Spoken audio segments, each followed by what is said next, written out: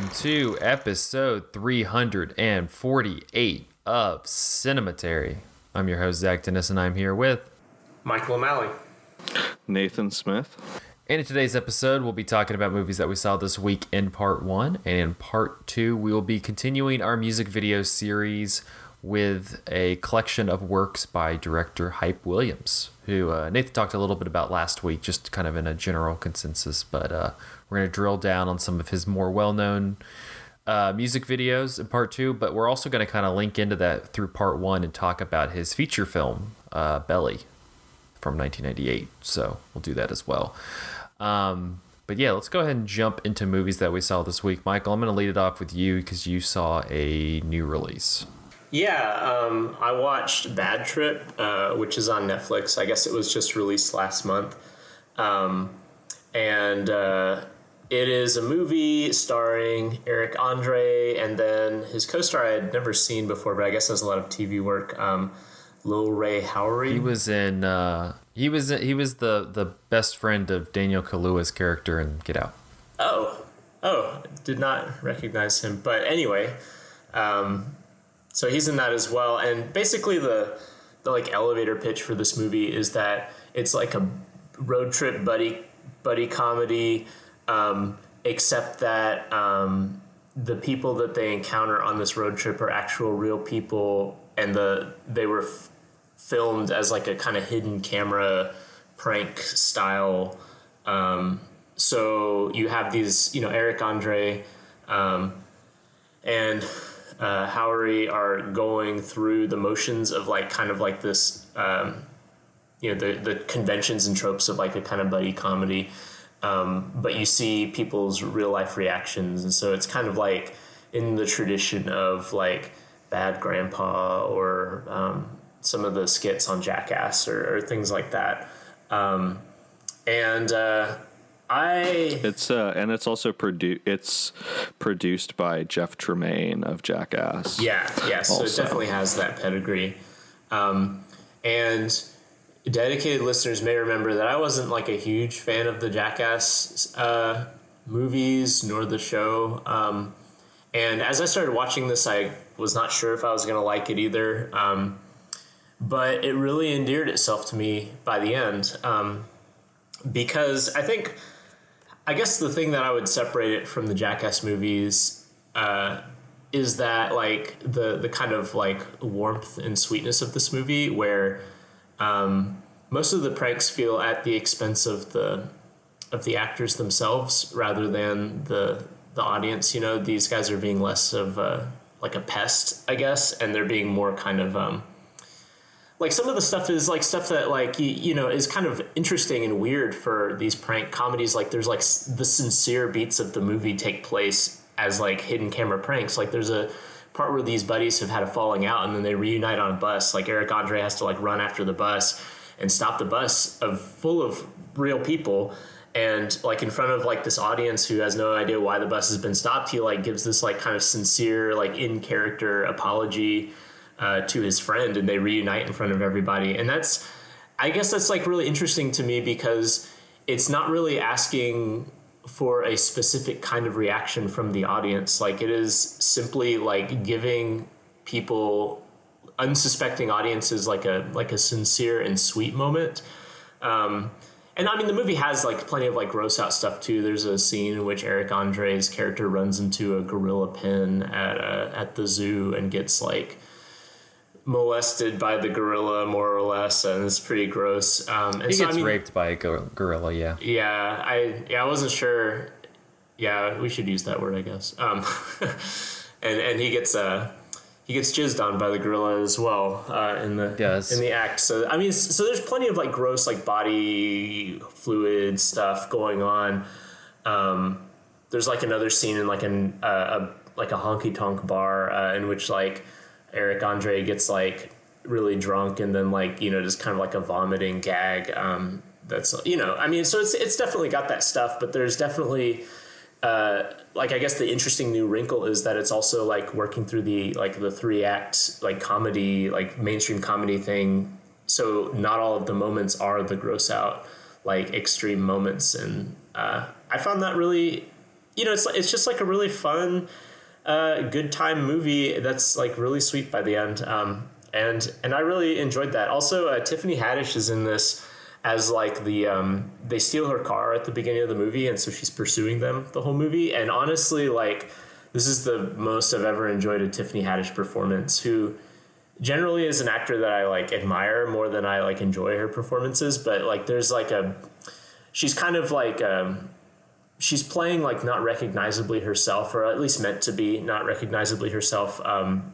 She's like escaped from prison and is like covered in like dirt and tattoos and stuff the whole movie. And she's just supposed to be this mean, scary presence. And I thought she was great. And I really enjoyed her presence there too. I know did you guys talk about this like a few weeks ago briefly? I don't know what y'all's reaction were. Yeah. And Jessica talked about it, and it was kind of the same thing where, she said that, it was usually she kind of liked that it was people like that the jokes were on, a lot of the stuff was happening to Eric Andre and Laura Howery, not the people who, were watching. And I also just like how it kind of plays with like the absurdity of, like, it plays with how silly that type of plot is anyway. Like it has at the beginning where he runs into the girl that he hasn't talked to since high school and like is in love, and he has like this whole musical number, and it shows you like how absurd like that, like something like that would be in real life, because like he's in the middle of this mall with like this Broadway-esque music number, and like people are like looking around like, holy, like what is going on right now? And what I think is funny is like, there's those kind of viral internet videos where like, the flash mobs or whatever would do that. And those videos are normally kind of like flattering of the performers, right? People like applaud at the end or whatever, but this is staged in a way that like in the mall, he like runs up on this like big stand and is just kicking the mannequins off and kind of breaking stuff. And so people are like uncomfortable and not sure what to do. Which I think again, like plays into the fact of like, this guy is making himself a buffoon in front of crowds. And so you kind of get to see the crowd's reaction to buffoonery rather than the crowds being like, harassed by Johnny Knoxville or, whatever Jackass would have done. And I think that was interesting that none of this felt like self-aggrandizing of a performer. It was because nobody seemed to understand like how to take it, even though like within the context of the movie, it makes sense. Yeah, I really enjoyed Eric Andre's work for a while, and his comedy of disruption and discomfort. And I mean, I like a lot of the Eric Andre show, but I do think there's sometimes where it gets a little bit like wearisome, because it is sort of, a lot of it is predicated on shock value, but I do think that he does like very interesting things with it. And in this movie particular, just sort of like fusing it with a lot of other emotions and like very overt sentimentality and stuff that's just sort of like emotionally the polar opposite of like aggressive shock comedy is a really interesting combination.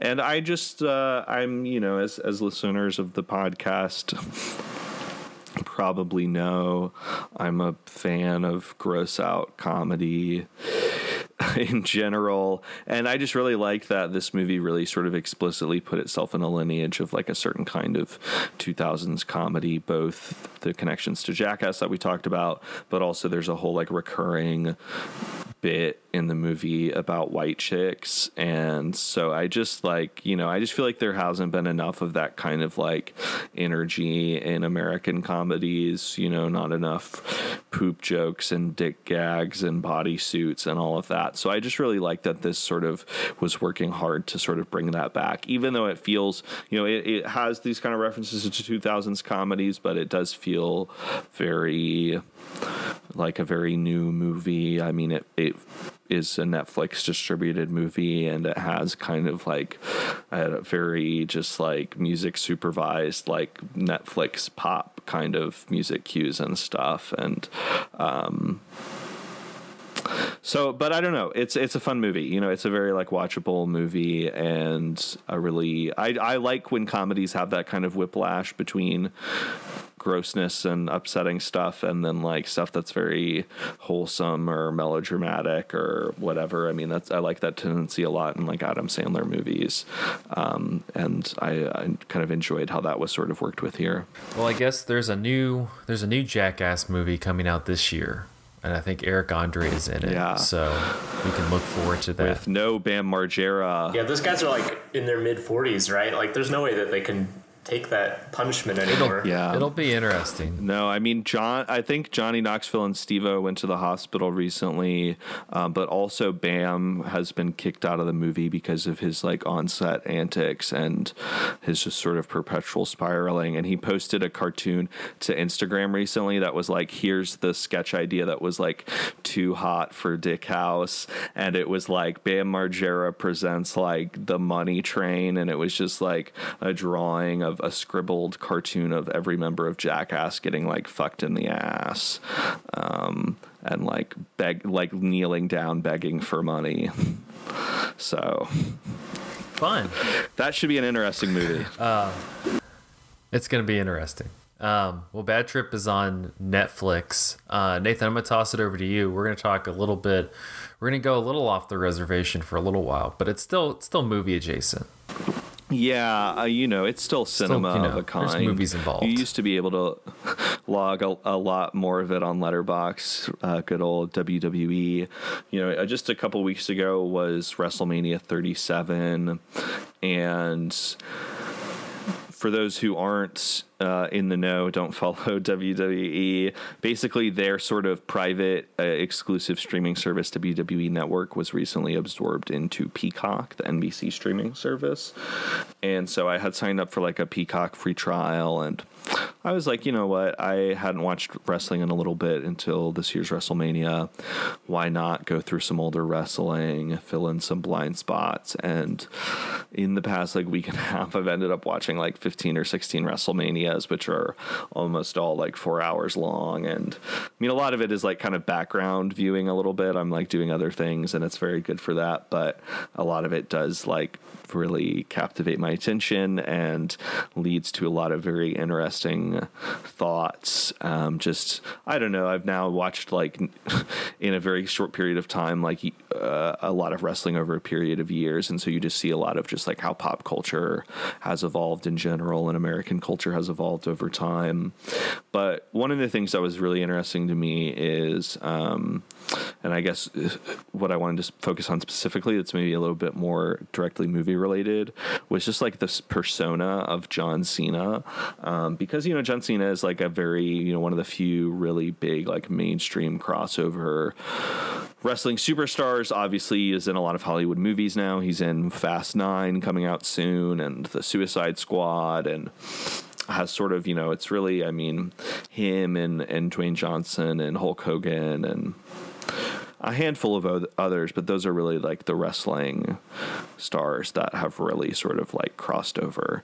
And John Cena is really interesting because he's super popular, super famous. Obviously, people who don't know wrestling know him, but in the WWE, fans are super divided on him. He's actually very controversial. You watch pay-per-views and go to matches, and when he comes out, people are chanting back and forth, "Let's go Cena, Cena sucks." And sometimes people are even chanting like both of those things because they just like, you know, to like fuck with people and kind of like enjoy the sort of just the show of it.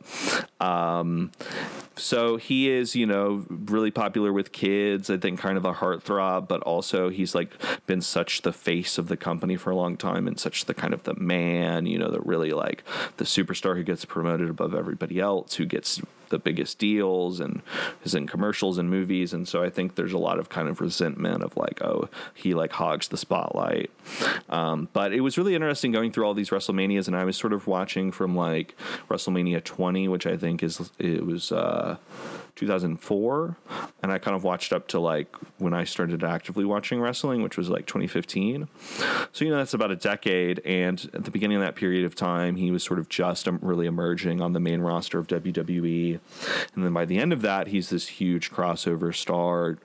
But consistently throughout his career, you see that like there's a lot, sometimes more intentionality and sometimes bigger budget, like put into his entrances than a lot of other wrestlers. Like every year at WrestleMania, it's like a big theme, and he has something different. Like one year it's a marching band, another year it's a gospel choir. One year there's this whole like weird like fake newsreel about like the Great Depression and about the rise of the, like Chicago mobsters, which it sort of suggests that like Al Capone and fellow, you know, like bootleggers were like responding to poverty, that they were like pulling themselves up by their bootstraps out of poverty, which I don't really think is the case with like Al Capone necessarily. Like I don't think that's how people like think of him, as some like a people's hero, you know, like the working man. I don't know. So it's sort of like, and then he comes out with all of these like mobsters, and he like fires Tommy gun blanks into the air. And at the beginning of his career, it's like he's basically just like Mark Wahlberg. Like that's literally what the gimmick feels like. You know, they're like, oh, he's the only guy from West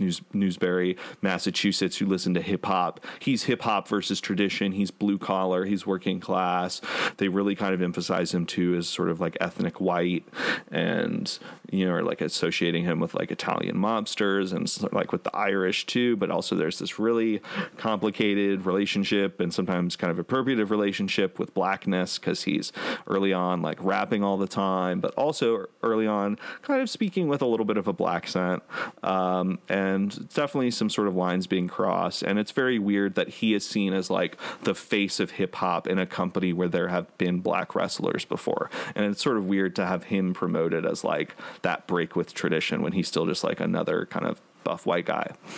But over time, as he becomes really huge and becomes really advanced by the company, starts being in like The Marine, 12 Rounds, like all those movies, things kind of change, and all of that like strips away, and he just becomes sort of like the Marine, you know, pro-America, nationalism, patriotism. Like WrestleMania 31, his intro is like he's wrestling against Rusev, who is this Bulgarian wrestler, but he's playing like a Russian character, and he comes out like on a tank and has a Russian flag, and he's like super like F America. And John Cena comes out and has this whole montage with like clips from Eisenhower and George Bush and like rockets going off and stuff, and it's just like, we got to defend America. And it's just like, I don't know about this, buddy. You know, you seem like a nice guy, but definitely some agendas here. So I don't know, it was just sort of like fascinating thinking about that, like in connection to his movie star persona, because I do think that, I mean, it's kind of the same thing with The Rock, where like now The Rock has a very popular image as like a nice guy, you know, like a guy people like. But for a lot of his wrestling career, he was a nasty heel. He said horrible things about people, oftentimes like really homophobic things about people. And now that's sort of all been like erased a little bit, and he's, you know, like running for president or whatever. So I don't know, it's kind of a similar thing a little bit with John Cena, but it just feels like, you know, it's almost like he's always been primed for being a movie star. Just a lot of his decisions, or the creative decisions made for him in the ring. And this year is really interesting for him because, I mean, like you mentioned a lot of the movies that he's done so far, but it seems like he's never had like that one that seems to like, you know, with like The Rock with Fast Five and then, you know, Central Intelligence, stuff like that. Like it became like he kind of rose above Jumanji, yeah, rose above being like the wrestler who is in movies too. Like he's kind of a movie star just on his own. And it seems like they've been trying to push that with John Cena for a very long time. And this year he's got the new Fast and Furious movie, and then he's pretty much playing like the Rock role, and then he's got that Suicide Squad movie. Yeah, he's literally Vin Diesel's brother. Yeah, and he's got the Suicide Squad movie also. So it's like it seems like this is the make or break year for John Cena. Like, is he gonna do his thing? He needs to work with Richard Kelly.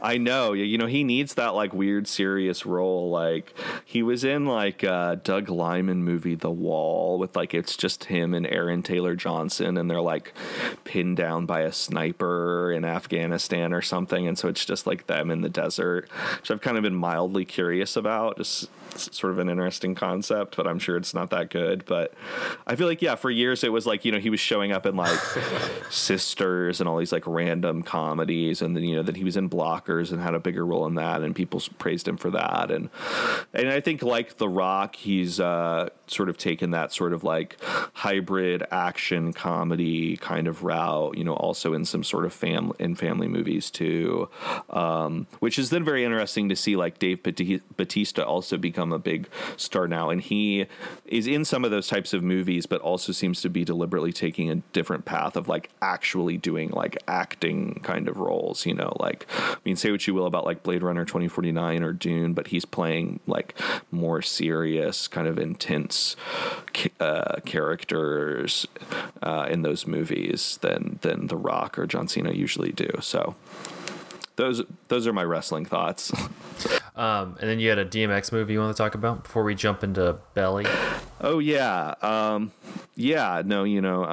Since we're talking about Hype Williams, obviously one of his frequent collaborators was the late, great rapper DMX, who starred in, we'll talk in a second about Belly, which was directed by Hype Williams and DMX stars in alongside Nas. But DMX, like a lot of rappers, just in general, but specifically I think of the late 90s, early 2000s, there's sort of a boom of rappers and movies and sort of like direct-to-video movies geared around rappers sometimes. And so, DMX was in a number of movies like Cradle to the Grave and Romeo Must Die, and has been in some other just random bargain bin movies. But one film that I'd been meaning to check out for a while, which is actually like really good, which is directed by Ernest Dickerson, who is Spike Lee's longtime cinematographer, also director of the movie Bones, which with Snoop Dogg, which we did an episode about, also directed Juice with Tupac, which is another really great movie, Surviving the Game with Ice-T, also underrated, a kind of riff on The Most Dangerous Game. Basically a lot of movies with rappers, but his movie with DMX, Never Die Alone, is from 2004, and it's shot by Matthew Libatique, so of course it looks really amazing. Soundtrack is by jazz legend George Duke. And it's based off of a novel by Donald Goines, who is a really fascinating guy. Basically, he was this guy in like the 60s and 70s who was a heroin addict, and he would kind of do anything and everything, legal, illegal, otherwise, to pretty extreme ends to kind of fund his addiction. And, he eventually ended up in prison. And while he was in prison, he started writing, and he tried out writing Western novels. It wasn't really working. Then he found the works of Iceberg Slim, the infamous pimp turned novelist. And Iceberg Slim was kind of famous for a really sort of like, I don't know, kind of a like gritty sort of street realism that would later become influential to a lot of rappers. And so Donald Goines, sort of inspired by that, started churning out all of these books basically based off of his life, based off of crimes he'd done or been involved in, people he knew, just kind of stories of addiction, of poverty, of intense violence in a really sort of raw and direct manner. And he eventually ended up being murdered and just kind of like died how he lived. But his movies are really, his novels, are really brutal and frank, and were also referenced by Tupac and Nas and so many 90s rappers. So this is an adaptation of one of those novels, but it really interestingly gives it a like frame story, and DMX, even though he's on the poster, is not really actually the main character of the movie. He narrates it in this sort of like, he plays this like drug kingpin named King David, who's constantly talking into a tape recorder, which is a very like noirish touch, but sort of the way he's talking, it's kind of like Iceberg Slim meets like Dale Cooper meets Kenny Powers, and he's just like constantly recording what he's doing, whether it's like mundane or just like kind of horrible things that he's sometimes just doing. And at the beginning of the movie, he dies pretty quickly. He gets stabbed, and David Arquette finds him on the street, drives him to the hospital, and they're talking in the car kind of, and David Arquette's like, wow, this like noble black guy I found on the street, like he's dying, he's old, he must have all this wisdom to impart to me. Takes him to the hospital, DMX dies, and the nurse is like, hey, like you didn't know him, but he just willed over our like his car and he has this big tricked out car that David Arquette does not fit in, like does not look like he should be in. Gives him all this money and stuff, and is like, hey, like everything like that was his is yours now, basically. So David Arquette gets in the car and finds all of these cassette tapes of DMX talking and just kind of narrating his life. And David Arquette is a journalist who really wants to be a sort of Ernest Hemingway type fiction novelist, and he lives like in an uptown Harlem apartment. He's like the only black guy, or the only white guy, I mean, in his neighborhood, only white guy at the bar he goes to. He's got like Miles Davis and Wu-Tang posters on his wall. He has a black girlfriend who dumps him because she's like, I think I'm part of your weird fetish. And she literally says to him, this isn't a rap video or a Tarantino movie. And David Arquette, while he's listening to these tapes, is basically having these like flashbacks and fantasy sequences of like DMX's exploits, which feel like a Hype Williams movie or like a Tarantino movie almost, like very colorful but sort of spy thriller almost at first, very drug fueled, and then things get really bleak, and it's very sunny and kind of brightly lit, candy colored, and then it starts getting like much more monochromatic and darker, and DMX starts doing these really just like unforgivable, horrible things, and David Arquette is just like listening to it, fantasizing about it, still kind of getting off on it, then writes those stories like into a novel called Never Die Alone, which you see a manuscript that says Never Die Alone, and instead of being by Donald Goines, it's by this just random white guy, you know, whatever David Arquette's character's name is, and he takes it to his publisher, who is black, and the publisher just laughs at him and is like, you just made this shit up. And he's like, no, it's real, like I heard it, you know, it's real. And he's like, nobody's gonna believe you. And I just thought it was like so fascinating, because it's just like Ernest Dickerson is a great genre director, you know, this is a great like noir kind of homage, great jazz soundtrack, great cinematography. But when DMX passed, I felt like I noticed a lot of sentiments from some white rap fans, sometimes of a certain age, who were saying things kind of like, oh, like, rest in peace DMX, like, oh, I remember listening to him growing up and my parents were like so scandalized by his music, you know, he was so scary to them, like it was so, you know, getting into DMX was rebellious for me. And like, you know, I'm a white rap fan too, and growing up in a kind of conservative environment, I think getting into it, there was definitely a rebellious function, but I just felt like it was kind of weird to have this artist who so often grapples with really serious things and really like spiritual issues and existential issues, to see him just held up in this way of like shock value, especially coming from like white rap fans, being a black artist. And I thought it was so fascinating that there's basically a movie that DMX was in that's like literally about that problematic relationship of like, you know, spectatorship of white audiences to black art, and particularly black art that's focused on trauma and violence and poverty and things that those fans have often not experienced.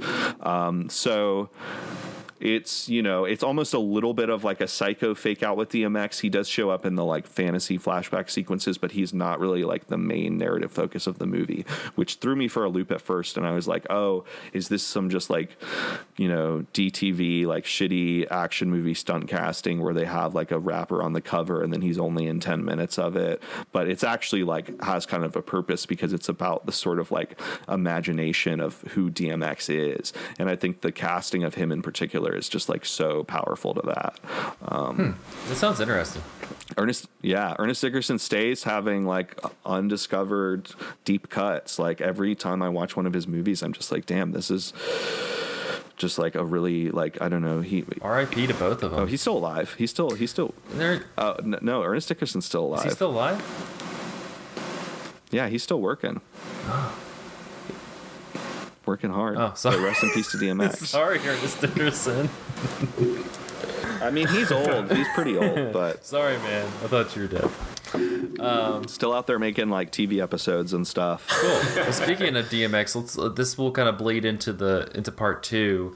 Let's talk a little bit about Belly, the 1998 film that's directed by Hype Williams, which stars DMX as well as Nas, where they're both. They're best friends. They're both kind of coming up together as end up being criminals. it's a pretty simple crime. Like Michael and I, before we started recording, we're talking about it. The story, it's kind of tough to follow, but it's also not tough to follow because it's very much like they worked their way up and they got to the top and it was great, and then they naturally had to fall down, and that's kind of the nature of it. Yeah, and there's a lot of, even like, I don't know, rewatching it, having seen it now multiple times, there's things that stand out as like, oh, like the beginning, they pull the guns out from behind the toilet in the club bathroom, like obvious kind of Godfather homage, or like other parts I'm like, oh, this feels pretty much like Goodfellas, Well, that's what was so cool, because this is the first time I had ever seen it. And one, I really liked it. I like this movie is fantastic. I was telling Michael as well, like, I need to watch your Coldplay remix, because it's a movie that I would love to watch it without sound, because again, I struggle to like keep up with what they're talking about and like what the plot is, because I'm so like, mainly because you're just so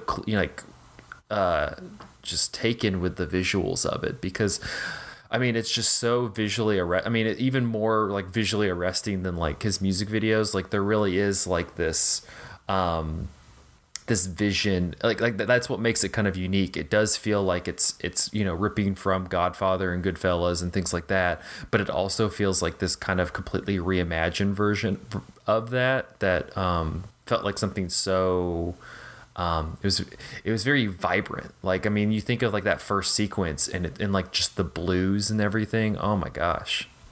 I think that's one of the things that was interesting, because this may have been you, Nathan, but I remember watching, I guess it was American Gangster, the Denzel Washington movie, and logging on Letterboxd and saying like, it's interesting seeing like this kind of like Godfather, Goodfellas, indebted movies starring like a person of color, right? And like, kind of, a lot of the Godfather and Goodfellas are about like, white ethnicity, and to have it, about not whiteness, something that's outside of whiteness, was really interesting. I think it was you, Nathan, who recommended Belly on that. And on like your point, Zach, like, I think one of the liabilities of like a lot of gangster movies is that they just want to be Goodfellas or The Godfather, and they kind of forget that The Godfather, for example, felt so fresh because it was taking like an established genre and infusing it with like kind of European art house sensibilities, and like taking new influences to tell the story in a way that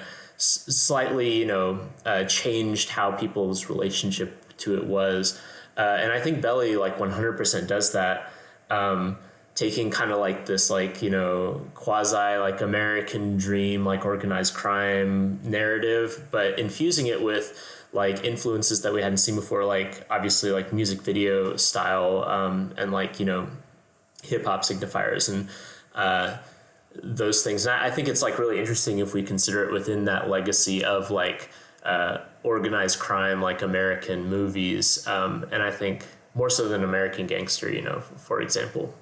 Yeah, I mean, I think it's really, it's definitely valuable to think about it through that lens, because I mean, rappers like Nas and DMX and Jay-Z, of course, who did the American Gangster like tie-in concept album, like Wu-Tang was pulling from Kung Fu movies, and 3 6 Mafia was pulling from horror movies. Like, so many New York rappers of that era were pulling from mafia movies and mob movies. And I mean, that's just such a like trope of hip hop in general, but I think very, very specific, like intensely in New York at that time, just because like mafia movies are so often centered in New York. Like, I think that's part of it too.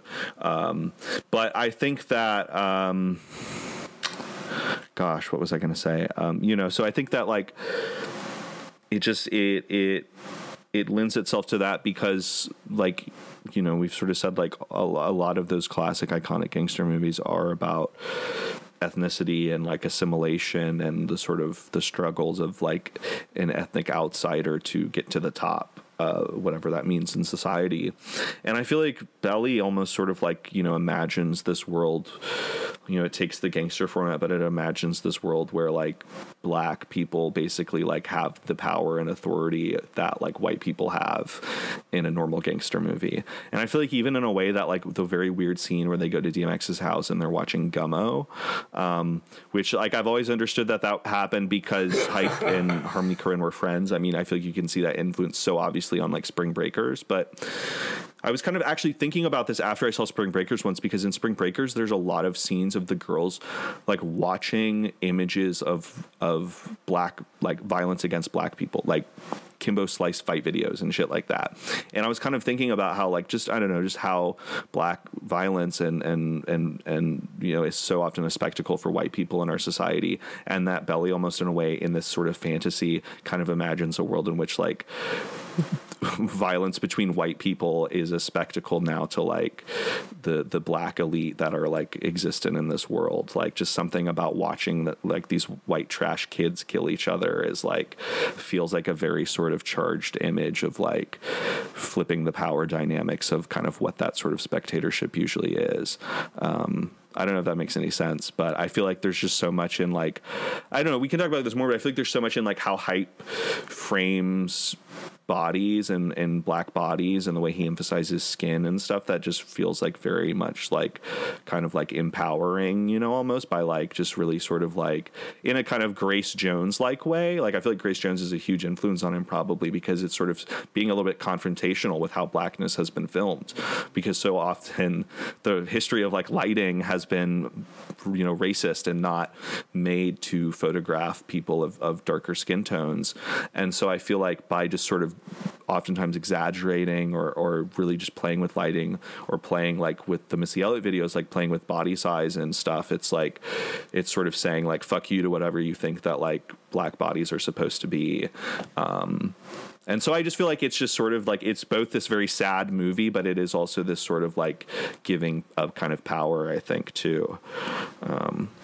Well, he utilizes something that we'll probably talk about in a little bit in part two, that kind of low fisheye lens shot where it's like kind of low, like looking up, but it like gives like this it looks like this kind of like almost larger than life image of the person. And he does that a lot, you know, in that first scene in DMX's house where it seems like everybody is seated with some sort of painting of a like a black figure like above them, and he shoots it with the camera going up. And so every time it cuts to the different person talking, you have like this, you have Nas or the guy, I forgot his name, but the guy from The Wire, like whenever it cuts to each person, it's like you see them talking, and they kind of have like this, they're a little bit distorted just because the camera's coming from the you know, floor up, but you also have like this giant image of like a face,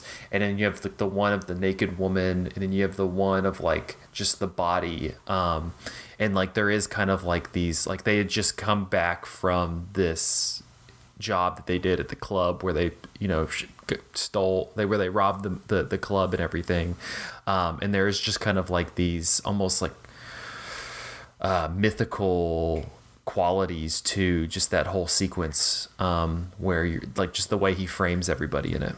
Yeah.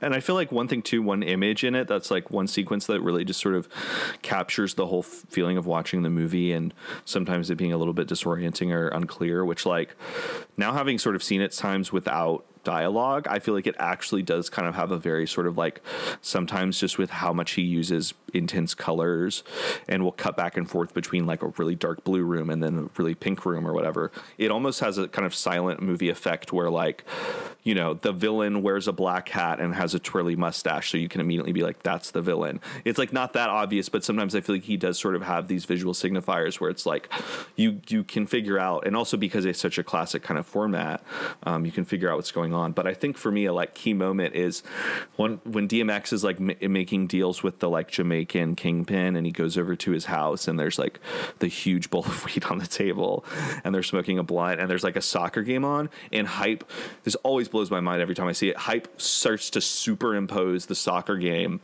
over their conversation, which just feels like such an experience watching that movie to me, because it feels sort of like when you're high and somebody's talking to you, but there's also just like noise in the background, maybe it's TV on, maybe somebody else's conversation, and it's like your brain is split a little bit, and you're hearing the person who's talking to you, but you're also focused on whatever else is going on. And that felt like a visual representation of that, which just feels like what the movie is like. You know, it feels like, I mean, I think people kind of like, I don't know, this is like a movie that like, it's just like you're meant to like maybe be really high watching it, but it just sort of innately have that quality of like, I get what's going on here, but there's a little bit of a haze. My favorite shot of the entire movie is when they're in Jamaica and they're like in line for like a club or something, and there's this like very tall woman, and she has like this kind of bodysuit outfit that's like kind of kaleidoscope rainbow colors, and like and Hype again like has like the low shot up, they shoots her, and she is just jiggling. She's just like sitting there dancing her ass off. And but because like the clothing is like like it feels like you're watching her body move, and then you're also watching like the colors and everything move, and it's such a weird like my mind had to like figure out what was going on for a second, and he kind of just holds it for a while, and I was like, that's awesome. That's just a fantastic shot. Really has nothing to do with anything in the movie, but it's just wonderful. We'll talk a little bit more about, we'll probably bring it up in part 2, but let's go ahead and we'll take a quick break, and then we'll be back talking a little bit more about Hype Williams and his work after this. Hey Cinematary listeners, Andrew here. At the midpoint of this week's episode, I want to direct you to some of the non-podcasty things we have to offer. First, if you're a fan of what we do, please consider supporting us on Patreon. For $5 a month, you get 3 things: a shout out at the end of every episode, the opportunity to choose a movie we cover on the show, and our Patreon exclusive podcast, Film Theory and Chill, in which we look at a piece of theory once a month, deconstruct it, and then just chill out, talking about whatever else we have going on. All Patreon support goes solely to paying our writers for their reviews that go up on our website every Monday. Also, at the bottom of cinematary.com, you can sign up for our free newsletter. Every Sunday, we send out an email with the latest podcast episode, Patreon content, and written reviews. This is perfect for those who want to keep tabs on what's happening, but might be too busy to see the posts when they go up. Before I go, one more quick thing. The easiest thing you can do to support us is to give Cinematary a rating and review on iTunes, Spotify, or wherever you listen to the show. This is quick, free, easy, and we will read your review out on the show once we get it. To recap, consider donating to our Patreon, sign up for the free newsletter, and please give us a rating and review. Thanks for listening. Let's get back to the show. I'm super fly, super duper fly, super duper fly. Me, I'm super fly, super duper fly, super duper fly. Me, I'm super fly, super duper fly, super duper fly. Me, I'm super fly. When the rain hits my window, I take in me some me and Timberland. Ooh, we sang a dangle. We so tight that you get our styles tangled. Sway your do-si-do like you loco. Can we get kinky tonight like Coco? So, you wanna play with my yo-yo? And we're back with part 2 of episode 348 of Cinematary. In this part, we will be continuing our music video series with a look at a collection of works by the director Hype Williams. Real quickly before we dive in, Nathan, I guess a little quick primer on who Hype Williams is. Because I mean, I know you mentioned last week that you mentioned a number of directors who are kind of frequent people who pop up a number of times, like as kind of the premier music video go-to people, and I feel like Hype Williams is probably very much like on that Mount Rushmore. Yeah, I mean, we didn't really have much rap on the last episode, and part of that it was just because I feel like, I mean, there are great rap music videos not directed by Hype Williams, but I feel like if you're just trying to do a survey of music video history and you're like, okay, what are the great rap videos? A lot of them are by Hype Williams, or at least the most visually iconic and innovative. And so I just, I know that, when we were planning this series that we had talked about doing an episode about him specifically. And I feel like part of that is, part of why he's more interesting than, I don't know, I mean, no disrespect to Spike Jonze or Michel Gondry or any of those really great acclaimed directors, but in terms of music video work itself, like, I don't really feel like there's anybody who is quite in auteur like Hype Williams is. Like, just having such an identifiable look that has been imitated countless times. There are, I mean, maybe certain kind of tropes or traits or ticks to directors, some of those other music videos directors, to their sort of style. Like, I guess, a lot of those 90s directors would use a lot of certain kinds of stop motion animation, or, Spike Jonze has a lot of sort of that like skateboard video and comedy influence in his videos. And so you can like notice being like, oh yeah, that's a Spike Jonze video. But Hype Williams is just like such an almost like trademark kind of look that is just like totally his alone. And I think in some of these videos you see definitely like predecessors and things that influenced him, but he just really, I think that like beyond even most musicians was such a single-handed force in rap and hip-hop and R&B specifically, but just in pop culture in general. I mean, I think there's a lot of things that we can talk about, or maybe examples of things that have been influenced by him. In the first half, I sort of mentioned Spring Breakers as something, but I think there's a lot of music videos too that have really imitated him, and a lot of stuff that wouldn't really exist without him, and a lot of artists too who like their entire sort of, or so much of their entire look and persona and what they're really remembered for is owed to the video work of Hype Williams. I mean, Missy Elliott, Busta Rhymes, Kanye, a lot of his really close recurring collaborators. It's like when you think about Missy Elliott, you think about the Super Duper Fly video. When you think about Kanye, a lot of times you usually think about Kanye videos. It's just like he really, I think, took it to another level in terms of like making music video a real part of an artist's work, but also by being such a director and an icon and author himself. I mean, a lot of even these later videos on this list, you see like there's a lot more like text animation and stuff, and it will say like Hype Williams at the beginning of the video, and that's, I mean, pretty infrequent. Not a lot of music video directors have that kind of name recognition. Yeah.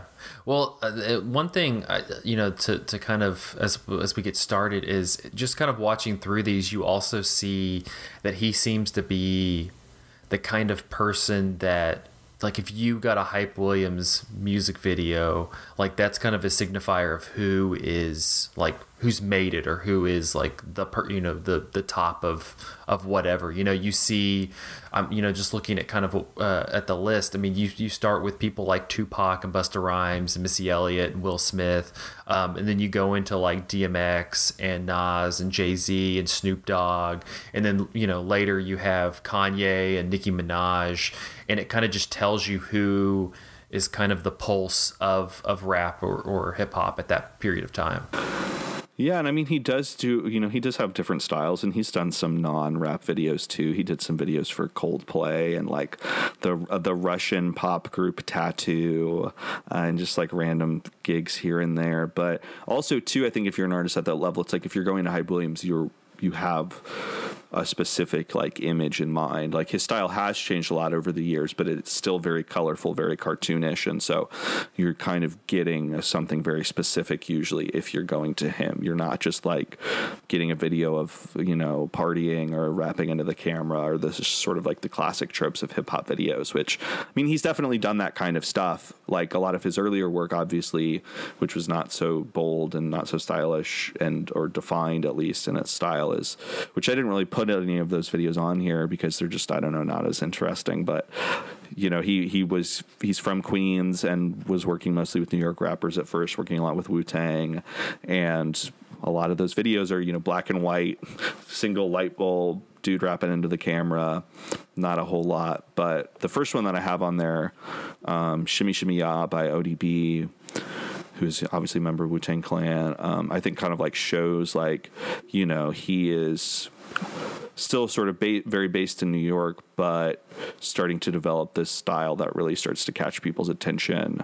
Well, and it's the style, and you see this throughout, regardless of who the video is. Like, I was thinking about these videos compared to what we were talking about last week. And last week, we talked a little bit specifically with like the Sinead O'Connor video, where it's like just kind of her like speaking to the audience to a degree, like she's just making eye contact with you and like having this emotional scene. And in these videos, like I love that his style is, it's like the artist is engaging, like the camera is like this character almost like in the video that they're engaging with. And so like I was talking about in part one, like you have like those kind of fisheye lens upward shots that he does all the time where they kind of are looking down, but also like it just like there is just this intense engagement with like the camera that seems to be like stylistically what he's doing, where you're engaging with this artist on a level. I think like this one's interesting too, because it's like this isn't actually a Soul Train video, I guess, but it's like a, riffing on that like kind of cultural institution, and like the idea of like one like like someone from Wu-Tang, just kind of just like throwing bars in the middle of like a Soul Train is like episode is really interesting. But also like it has the feeling of like an episode of Soul Train without like the actual guest, and so like the like it almost feels like disruptive, like that the camera is magnetized to a person who might not otherwise not have been like in that Soul Train episode. Like it's kind of I think it's like just really interesting because it is like that kind of iconic kind of set, which we can talk about also later on too, but like the kind of abstract like sets and stuff like definitely feels like in a lineage of like Soul Train and that sort of thing, but get like super stylized like the TLC video later on, but also like this definitely these early ones have a kind of like raucous energy to them that feels like rough around the edges in a kind of unpredictable way that I also thought was really interesting and is maybe not present later on when it gets a little more stylish, which is fine too. But this one in particular I thought was interesting because of how disruptive and disorienting it felt within the context of like the institution of Soul Train. Yeah, I kind of picked it for that reason, actually, because I thought it was really interesting just like as a point of lineage, maybe to like just sort of, the sort of colorful flavor of his work, I think owes a lot to the fashions and aesthetics of Soul Train and of 70s funk. And I mentioned in part one a little bit, like, I think that Grace Jones was another really big influence on him, probably. I feel like there are a number of references and sort of pastiches of like Egyptian or sort of African imagery in a lot of these videos. And so I feel like he is kind of in a way in a lineage of like Afrofuturism, especially with just sort of like pushing bodies beyond the sort of just like normal confines of like what a human being looks like. And so in that sort of racialized context, I think it's pretty powerful. And I mean, oftentimes it's like literally confrontational just with like the way the sort of wide angle or fisheye lens sort of like brings you into the face. It's like they're literally, like very much like quickly wrapping into your face. And it's just like demanding your attention. Yeah. And it's really sort of like above you too. Like, yeah, just like drastically playing with perspective like that. And that's also the second video, which is the one of several versions of videos for California Love by Tupac, featuring Dr. Dre and Roger Troutman. But this is just like one of the best Hype Williams videos. And it's like a parody of Mad Max Beyond Thunderdome. But I think it's kind of interesting too, thinking about it in that context of like Afrofuturism, because it's just sort of offers this flip on like Mad Max and the sort of like general conventional like white post-apocalyptic genre, where like Mad Max, it's like that society's broken down, and like for white people it's horrible, but for other people who have been oppressed by that society, maybe there's actually like a liberatory potential, and now they can just like party in the desert freed from whatever systems of oppression existed before. Like that's a very sort of like maybe overly deep reading of that video, but in some way it's just like, I don't know, like using that kind of like not just science fictional, I think you say Afrofuturism usually and people think like Sun Ra and like really cosmic imagery, but obviously like Mad Max is science fiction too. And so I don't know, imagining that kind of future, which feels like what he often does. These often feel like spaceships or like science fiction sets. And even if there's oftentimes not like a context, it's just like pure imagery, but it feels like another planet or the future or another dimension of some kind. Yeah, I think these first two are really interesting because they do take place in recognizable environments, like culturally recognizable environments. You know, we understand, like, if you've seen the Mad Max movies, you know, like, you know, where we are, like, in a kind of narrative context, or in Soul Train, you know, like, what's the environment. And I think as it gets, like, into the abstractions, it takes, like, it takes away the cultural context while, like, maintaining the style, which I think these feel like important, like, stepping stones toward, like, some of those later videos, for sure. Mm-hmm. Mm-hmm. Just also just the scope of it, you know, like it does just feel like just the way that he's able to, because Mad Max, you know, it's not something that's incredibly easy to replicate, you know, just in terms of like the people on the cars and just the whole like kinetic energy of it. And it was just incredible to me watching this, because I was watching it on my TV, like how much this, like, you could be fooled into this being like a Mad Max movie, because like it just really had the scope. And so, yeah, totally. You know, like one of the things I was mentioning to you before we started recording was like, it astounds me that Hype Williams never was, you know, given some sort of blockbustery movie, like something big to do in terms of a movie. And it seemed natural to do something like a Fast and Furious movie, just because he has this very distinct like music video style that seems like perfect for like a Fast and Furious movie, which kind of uses that to a large degree. And then two, he really like, he shows these elements of understanding like how to construct a very entertaining action sequence, even like in stuff like Belly. Like there's moments where you're like, yeah, like this, he's showing you as much that shows that he could handle one of these projects, as much as like, I mean, he just has more experience than like the fucking Russo brothers. So it's just like, you know, like there's something so yeah, literally, you know, there's just something so big and entertaining about it. Yeah, no, I you know, when you brought that up earlier, you know, I mentioned that he had been attached for a while to the Speed Racer movie, which, like, I love that movie. All respect to the Wachowski sisters, all love, but I would absolutely kill to see his version of that movie. You know, it makes total sense too, and that kind of pairing. And I also imagine, you know, he's probably just like on set in terms of like being a director. You know, he's worked with some difficult personalities over the years. I mean, you know, he's made more videos with Kanye than any other artist in his career, so I'm sure he knows like just how to handle people well, and just like, why not give him a Hollywood movie? I mean, maybe he's transcended past that at this point, maybe he doesn't want to do that, but I just feel like it's just looking at Belly, it's just like, we're so and robbed. I get that, but yeah, but like, because you're just like, man, like that, like I was like, there was parts while watching these where I was like, man, how entertaining would a Hype Williams Fast and Furious movie be? Like, I just want that so bad, because it would, like, there'd be no plot. It would just be cars and music and people. It would just be the best.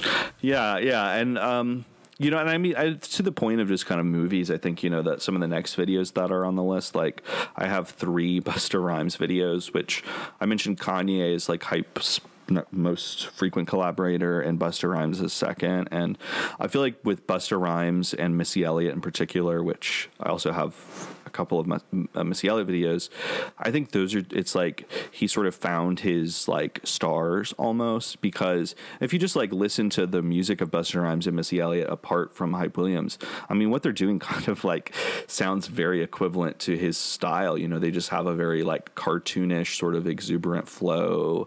Both of them, I feel like, very unique sonically and not really like a lot of other rappers at that time. You know, Busta Rhymes seems pretty different to me than a lot of other New York rappers at that time. And I mean, Missy Elliott is from Virginia and has a sound that's like not really Southern, not really Northern, just like very distinct. And they have a kind of futurism in their music a little bit too. Like, I mean, just the fact that like Busta Rhymes like uses the Psycho soundtrack and the song "Give Me Some More" just like so lends itself to like an absurd music video, and that's one of my favorite Hype videos. And I think it's just like that kind of cinematic sound works perfectly with it. So I feel like he sort of like started to over time like gravitate or at least find those kinds of like, these are the artists who really get what I'm doing, but who I also can tap into like their personas already.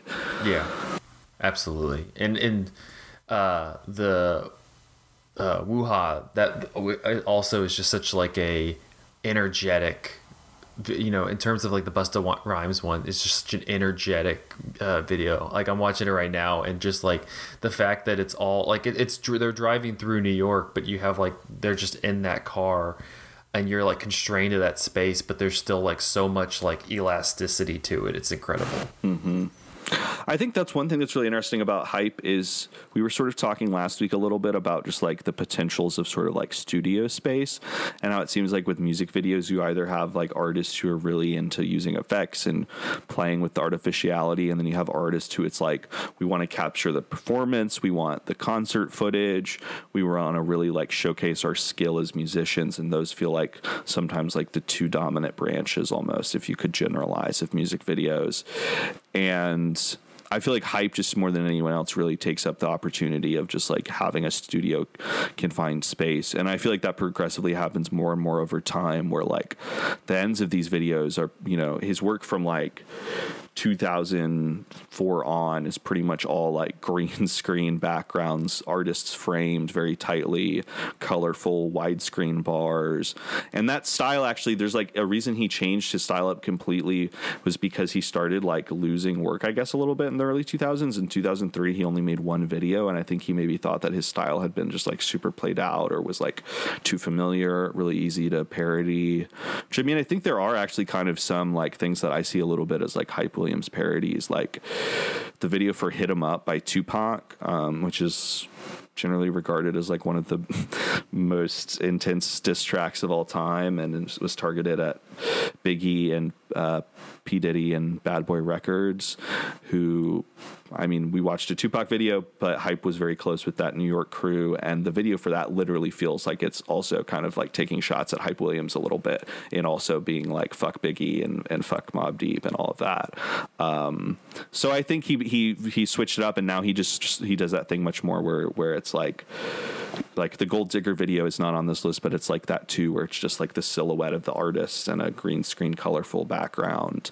But that just is like even more claustrophobic almost than the really crazy sets of Will Smith and stuff. Yeah, I mean, and you get to the point where it's almost, I mean, if you watch this playlist as like a, you know, in chronological order, like, and I already mentioned this, but like the like abstraction of everything, and then by the time you get to the last few, you know, like Heartless like is on here, and then All of the Lights is on here, like where it's more or less just completely abstracted the human form and just turned everything into a construction. You know, like Heartless is like mostly animated. All of the Lights is like, you know, over half of it is just you know, digital fonts on the screen, and I think that's super interesting as like. And I mean, you mentioned Speed Racer, but like, you know, that's kind of like where like, you know, cinema went to, is like increasingly toward like digital construction, you know, kind of concurrent with that. And I think that's like really interesting as like a parallel movement, is like this, you know, the ability of the music video. I think Andrew said this last week, or he was paraphrasing maybe David Byrne or something, but just the idea that like of music videos to like, you know, push toward like, you know, almost like an avant-garde, and like you definitely get that sense by the end of this, you know, like, I mean, you mentioned, I mean, this is much earlier than like, you know, Heartless or whatever, but the Give Me Some More is just like so aggressively weird, like with its like the way it contorts everything, you know. It's like, you know, people talk about you know, kind of like, you know, the like 90s like fisheye, you know, lens, like, and that's like the like apotheosis or apex of like how much fisheye can you have, and like it's the entire video, and the sets themselves are already like kind of weird, like Tim Burton-esque, like expressionist looking sets, but underneath the fisheye it just becomes like just so warped. And then pushing further down, like with some of these other, like the Nicki Minaj video, Stupid Ho, by the end, like that's just like, I mean, Nicki Minaj is already like, such a, at that point in her career especially, like such a wild and cartoonish persona, but it's just this taking like what can you do with environments and the human body and just warping it in just these really like interesting ways that like feel just like almost like impossible. I mean, it literally is impossible, some of it, because of the digital stuff, but I just think that's such an interesting project of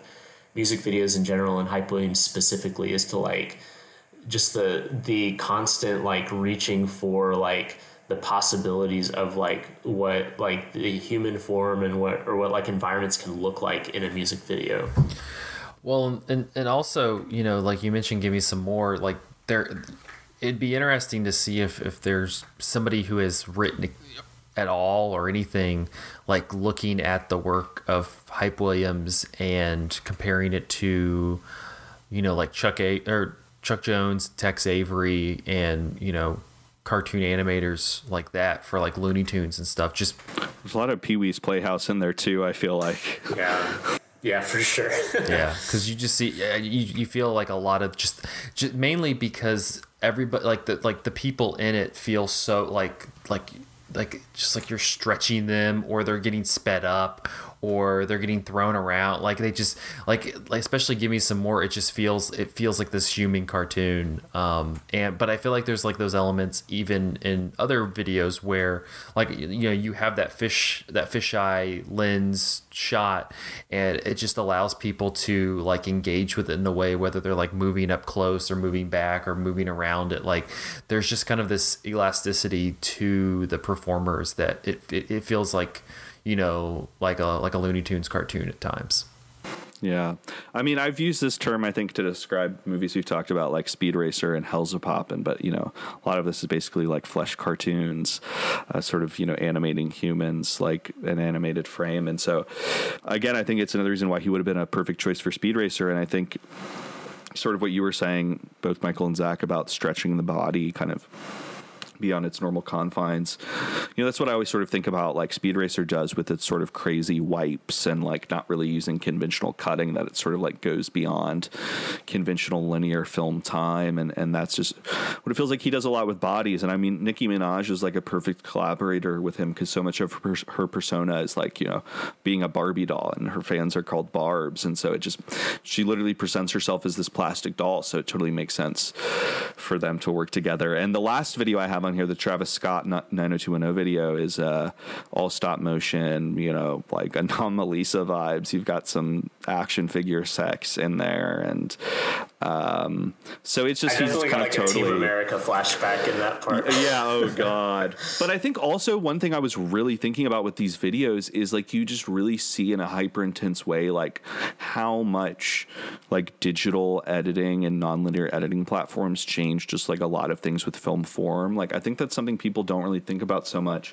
when they complain about like hyper fast cutting in the 2000s, is a lot of that was literally just because of new technology, because people could cut frames smaller than ever before without quite as much work and undo that easier than ever. You're not fucking gluing stuff and spilling chemicals all over your fingers, and you can get really precise with it. And you see these Hype Williams videos get super, super fast, and they're already like cranked up, but there's just like, like all of the lights, again, it's just like literally just animated. And that video particularly also made me think about how there's such an industry now on YouTube and other streaming platforms for like lyric videos and lyric visualizers, and just like there's like pseudo music videos just to have for every song on an album, so you're not really spending as much money on an actual music video, but people are still streaming it and still kind of engaged by it. And I feel like living in New York, I know so many people who are like graphic designers designers who now just like get a lot of work doing that stuff for random artists. But I feel like All of the Lights was kind of ahead of its time a little bit with that. But I feel like he even thinks about to experiment with stuff. I was wondering that as I was watching. I kind of don't know, like, really, that really took off, but I feel like it just seems like much more thing of the past few years. You know, I feel like I've seen them for a while, but it's just gotten so much more prevalent. But he just thinks to experiment with parts of the frame that other people don't, like the use of like the multicolored widescreen bars. Like, I mean, most famously, like the white bars in Big Pimpin', but I love the video for So Sick by Neo, where he like literally it's just like different frames kind of superimposed over each other. It doesn't even feel like widescreen bars because you've got this like mountain footage. You have like the travel footage in the background. Yeah. And it's just like, who would, and then, you know, you've got like Snap Your Fingers and Stupid Ho also playing with the color bars. And I'm just like, who would think to play with that part of the frame? And again, I think it's another thing that was just, he was just like maybe really emboldened and wanting to experiment with editing and with After Effects and graphic design stuff like he probably did with lenses in the 90s.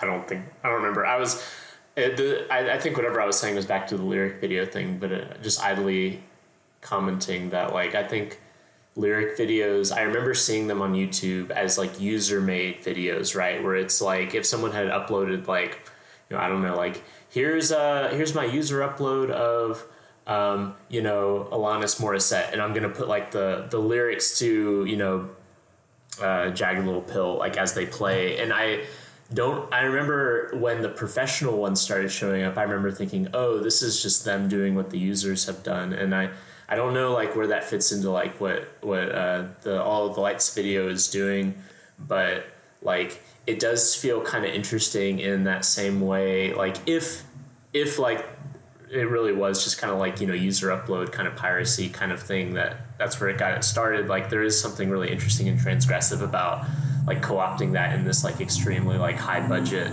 like digital way. In the same way that like it reminds me of like the really early videos where, you know, you have, you know, these like, you know, in just like, you know, major label rap artists like crashing like other forms like Mad Max or Soul Train or something.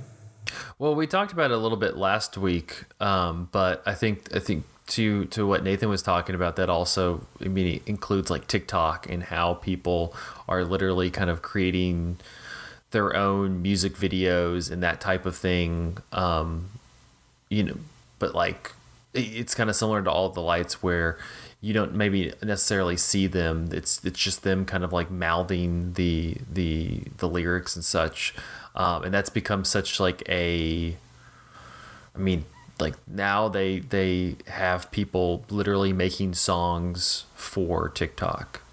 Because they want them to get it like on a trend, so then they can like push it out that way. And like that's the way people, like there's so many songs that people have heard not from you know, and from, you know, Spotify or something like that, or the radio or something.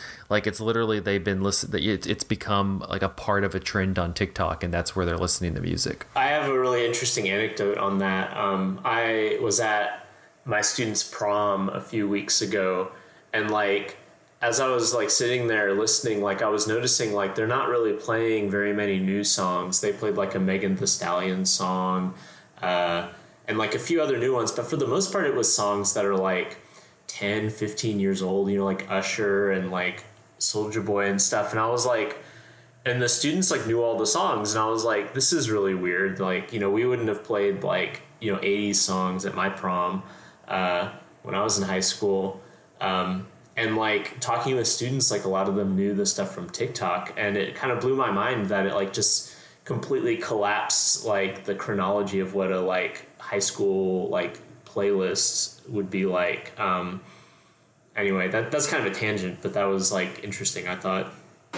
Oh, I was just going to say, I mean, part of this too, like another thing I think of is how there's so much new music like on Spotify and stuff will have, unless you turn it off, the like animatic that like loops while you're listening to the song. And it's like, you know, sometimes a clip from a music video, basically in GIF form, or just like an animated squiggle or whatever, or lyrics, or, and it just feels like, I don't know. It feels sort of like how like at a certain point, like every cable channel was kind of like, we have to have scripted shows now. It's not enough to just show old movies or have reality shows or talk shows. We have to get into narrative content, and then every streaming service started doing that too. It sort of feels like every artist now is like, we need to maximize visual content. We need views in every form possible. And I felt like when I first saw lyric videos emerge, like you were talking about, Michael, you know, it was like, you know, the kind of like video game, like RuneScape music videos of people sort of cutting their own clips together and putting lyrics over a song, which definitely made a few of those in my time. And but then it kind of felt like, I don't know, they were always just sort of like placeholders. Wait, do you remember there was an MTV show? Do you remember the MTV show that was like they would took game engines and put set them to music? Oh wow! I remember seeing like they did like they took, this was when Star Wars Episode 3 had come out. They took like the tie-in like game, like PS2 game for Star Wars Episode 3, and then used the game engine to make a music video for Take Me Out, like the Franz Ferdinand song. Oh my god. This was like a show that was on MTV. I don't know how long running it was, but it happened. Yeah, and I don't know, it just like, I felt like always like lyric videos were sort of a placeholder, like uploaded to the official artist channel, and like, in, you know, the albums come out, we need to put the songs on YouTube, but we're waiting on the real music video. And now it just feels like a cottage industry of like stuff that's meant to be auto played. And I feel like, you know, Hype Williams has yeah, I mean, he's a little bit older now and resting on his laurels, and does a lot fewer videos now, which is sort of a shame. You know, I would love to see him do more stuff, but I do feel like a lot of these more recent videos feel almost in some ways like they're like meant to be GIFed or memed a little bit. Just like, you know, with the Nicki Minaj video, you know, it's got all these tight close-ups of her face, and so many of them could just make like reaction shots, or, you know, or just be used as like memes basically. And so it's like, you know, it's, the work's not necessarily like any worse, or it's just different, and feels like it's, you've seen it kind of adapt to the industry a little bit. And he's still a very identifiable, recognizable artist, but there's the conditions and the budgets and the context and everything has changed. But I feel like you see his influence so many places. Like, I had made a little bit of a list of like some recent music videos that I kind of have thought of just like that feel very Hype Williams influenced to me, like the Kanye and Lil Pump video. I love it, where they have the like huge like Roblox looking suits on. I mean, that's just like such a Hype Williams throwback. Yeah, I was thinking of the Missy Elliott video. Yeah, like, you know, there's so many Missy Elliott videos. And also, by the way, one thing I meant to mention was like, I would love to really know more about a lot of the like production designers and art directors and stuff working on these videos, which is just one thing that's a shame about like the lack of music video history, is how many sort of, I don't know, like crew members and hired hands who probably had a lot to do with the look of videos who just go totally unnoticed. But I remember listening to like an NPR interview with somebody who was a costume designer on a lot of rap videos, and she talked about like having to like, while they were filming, like stand behind Missy Elliott on the Super Duper Fly set and like hold the garbage bag suit together or something, like, because it kept like flying open, which is just so weird to think about her moving around like that, thinking about somebody being behind her. But yeah, I don't know, like just those ridiculous costumes. I feel like a lot of Charlie XCX's aesthetic, I mean, it's just generally very like 2000s, late 90s influence, but I feel like you see a lot of that sleekness, kind of sci-fi futuristic vibe. And also like the Hotline Bling video, you know, Drake, that the color boxes that were like memed to death feel very Hype Williams. And I think Director X, who did that video, probably like owes his career to Hype Williams. And he did that like kind of underrated, I think, Superfly remake a couple years ago, which really had like hardcore Belly vibes. Really felt like it was just trying to be that for a new generation. Well, on that note, you know, as we kind of wind down, I mean, you mentioned that, you know, DMX, Busta Rhymes, Kanye are kind of his main, the people who he's worked with the most. I mean, kind of looking at them, what do you think? I guess what do you make of the relationship on both ends? Like, what did Hype Williams kind of do for their careers, but then also, you know, what about them? And we talked about it a little bit with Busta Rhymes. Like, what about them seemed like so like seem perfectly matched for kind of the style that Hype Williams is kind of exuding, because there has to, outside of them being, very, insanely popular, prolific at the time, there has to be a reason why he's also going back and back over and over and over again to them for the videos. It's an interesting question. I feel like kind of the first thing that strikes me is that when you think about Kanye, Busta Rhymes, Missy Elliott, DMX, a lot of these regular collaborators, I think a certain tendency is that, like, at least in certain parts of their persona and music, all of those artists are a little bit like larger than life. Like I was saying earlier, with the kind of like cartoonishness of, and sort of like just all over the place, like unpredictability of Busta Rhymes and Missy Elliott's deliveries, and just how like DMX, even though he was like oftentimes very grounded in reality, very spiritual, he had the whole dog persona, and oftentimes had a very like kind of strong horrorcore, almost goth streak to his music. So, there was like that sort of hell demonic energy sort of beyond the realm of the natural a little bit. And Kanye, I mean, it's just Kanye, he's just massive ego, and an artist who's like really, I think, interested in just like pushing boundaries. And so I think also too, I mentioned like Hype's career declined a little bit, and I think a lot of the revival of his career is a kind of ode to Kanye, because it was after that initial dip that like he started working with Kanye and did all kinds of, you look at it, all of the videos he did with Kanye, and it's so many different vibes and so many different types of things, and I think they were just well suited. And like Kanye is just, it seems like somebody who's so like, even though he's an asshole and an egomaniac, he does seem very open to collaboration. So much of his music is really founded on like an intense process of collaboration, and I mean, sometimes even kind of straight up stealing ideas from other people maybe, but basically just a lot of times bringing in people into a room. And so I think he was just very receptive to Hype and willing to be put into those kind of like cartoonish, larger than life, inhuman images.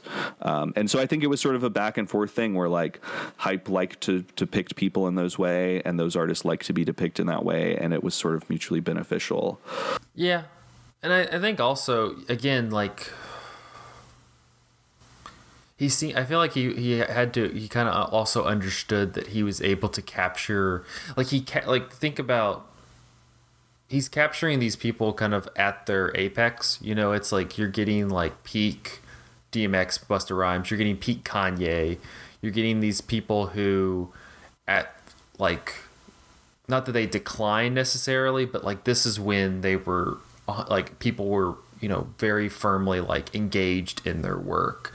And he's like, that's what's kind of like incredible, like watching through these, is that he's capturing these people at their height and is able to like collaborate with them on such a creative level, just in terms of what the video is.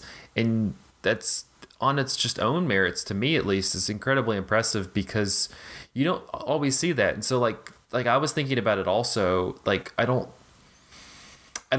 there's, you have like collaborations in movies now, but you don't really have like where you feel like an actor who's at their apex at the moment is working with a director at their apex. You have like Marty and Leo and stuff like that, and De Niro and Scorsese, stuff like that. You have moments like that, but it almost harkens back to like when you had like a top-notch director like in old Hollywood, and then you had like one of the A-list actors, and you're like, that's all you, like, you didn't need anything else. You just like, we're just gonna shove these two into a movie together because Cary Grant's the biggest star in the world, and Greg Couture is one of the biggest directors in the world. Just shove them together.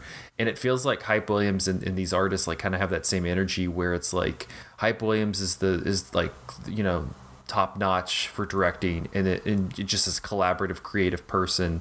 And then you have like this apex artist, and it's just like there just seemed to be like this open creativity in these videos where it's just like, let's just kind of like let this supernova take over. And to me, that was kind of the takeaway that I had, because I'm like, I don't think you get that a lot, just in kind of how corporatized art has become.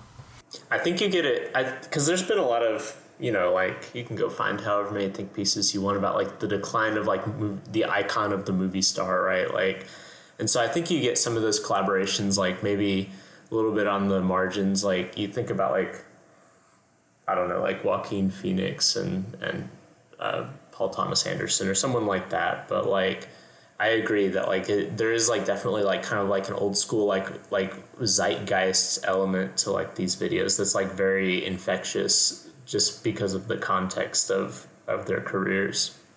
Yeah, and I think like too, it also just shows that, which I think this is something that kind of came up last week with certain artists, where like you see just how really much they took up the potential of video and how they really made it a part of their full artistic work. And I think it just shows that like video, I mean, obviously live performance or just any kind of performance is like essential to, that's what music is, it's performance. But I think it just, the video form has really allowed like new ways to establish and demonstrate who you are as an artist because of like basically being an actor, or like of how you let your persona or body image be portrayed. I mean, one of the videos we didn't really talk about, and it's a kind of different vibe, but DMX's video, How's It Going Down, which is like basically a kind of standard, it's like a romance, like it's just like a movie, and DMX is like counter to a lot of his persona, just being like very sweet, kind of like trying to, spit game with this girl and got this relationship and everything like that. And so again, it's like, DMX, like we were talking about his acting in the first part, but it's DMX kind of showing his acting ability. And like with Missy Elliott, I mean, I'm sure she would have still been a huge star, but it's just, again, it's like she just went the extra mile with like costumes and choreography, and it would not have been the same if she had not had that platform, or that collaborator in Hype Williams, who kind of probably pushed her to ideas that maybe would not have been there before. Yeah, well, I'm really glad that like we got to watch through these, because I especially like watching Belly. That was one of the most like inspired directing movies that I've watched in a while. Like he directed the shit out of that thing. It's incredible.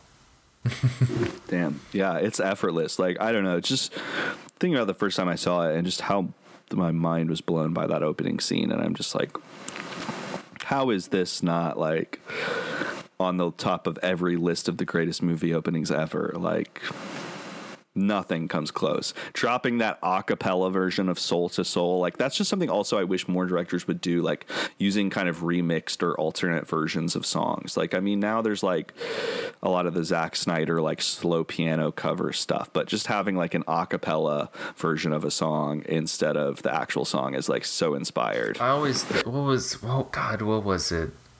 Was it Imagination, the one they did with Age of Ultron? God, what was...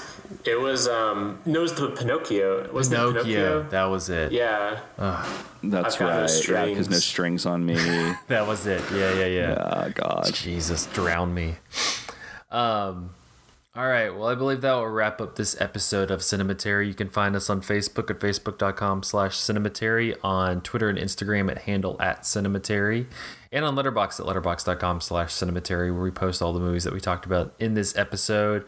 Head over to patreon.com/Cinematary. You can catch us. You can catch the live stream of this as we're doing the episode live. But thank you so much to our patrons: Cam, Chad Newsom, Christina Daughtery, Corey Willingham, Harry Eskin, Candace Sisson, Maggie, Michael Anthony Gonzalez, Ron Hayes, Titus Arthur, Tyler Chandler, and Whitney Rio Ross. Thank you so much for your patronage. Next week, we will be continuing the music video series with 2003's Interstellar. So we're going to keep it going. We'll have, after that, we'll have our 350th episode. Rip Daft Punk. Yeah, Rip Daft Punk. We got to, have a eulogy for them. Then we're going to have our 350th episode, and then we're going to conclude the series with Beyonce's Lemonade. So it should be a good one. But until next week, thank you guys for listening.